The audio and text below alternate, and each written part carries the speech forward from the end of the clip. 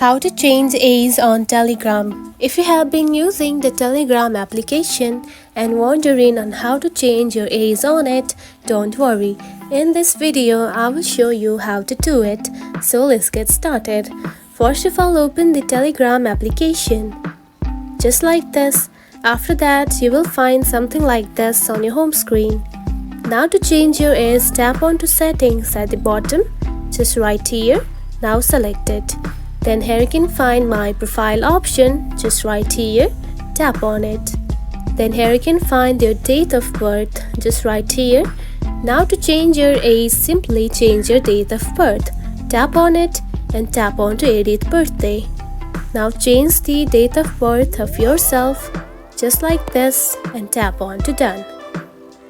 And now you can see your age has been changed. And that's it. This is how you can change your age on Telegram. It is a very easy process, right? If you found this video helpful, don't forget to like and subscribe for more tips. Thanks for watching.